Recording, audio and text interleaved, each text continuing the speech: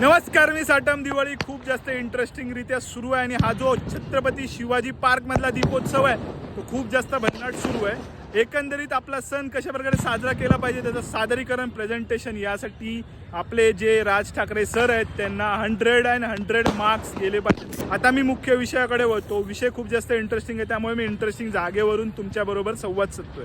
कारण विषय तसा सिरियस आहे मराठी माणसाच्या दृष्टिकोनातून आणि हिंदू धर्माच्या दृष्टिकोनातून सुद्धा.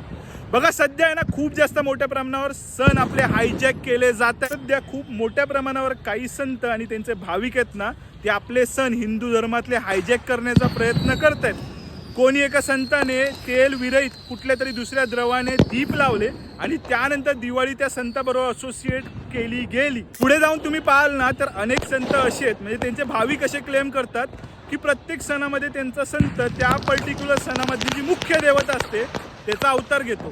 मग अशा वेळेला 33 कोटी अवतार यांच्या संतांनी घेतले होते. मग ह्याच्यामध्येच हे इतके बिझी झाले नाही का की त्यावेळेला त्या लोकांनी जगाचा उद्धार कसा केला आणि उद्गारवाचक वेगवेगळी जी तत्व त्यांनी आपल्या या जगाला दिली ती कधी आणि कशी दिली असतील, त्यांना इतका वेळ मिळाला असेल का? अनेक धर्म हिंदू धर्म सोडून एकाक्षरवादाचं तत्व सर्वांसमोर मांडतात. त्यांचा एक प्रेषित असतो, त्यांचा एक देव असतो.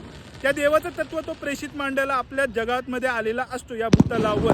त्याच वेळेला हिंदू धर्माचं तसं नाही आहे. हिंदू धर्म हा आधी अनंत काळापासून चालत आलेला आहे, ज्यामध्ये बेसिक तत्व असं आहे, आपलं जे जीवन आपण जसं जगतो ना तसंच जगत राहिलं पाहिजे.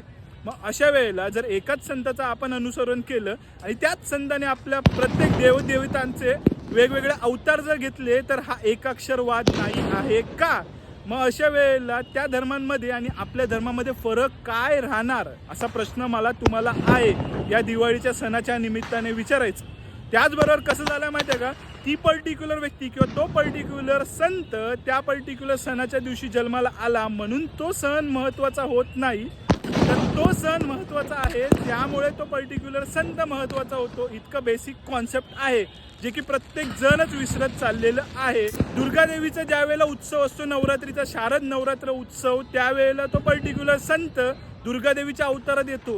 हे कितपत सत्य आहे? मी कुठल्याही संताच्या विरोधात नाहीये, कुठल्याही चमत्काराच्या विरोधात नाहीये. तुम्हाला जर विश्वास ठेवायचा तर तुम्ही ठेवू शकता. फक्त बेसिक सायंटिफिक थॉट प्रोसेसनी विचार करून पहा, हिंदू धर्म किती श्रेष्ठ आहे तुम्हाला कळेल. बाकी तुम्हाला काय वाटतं ते कमेंट सेक्शनमध्ये कळवा. आणि सर्वांना दिवाळीच्या हार्दिक शुभेच्छा. छत्रपती शिवाजी महाराज की जय आणि हर हर महादेव.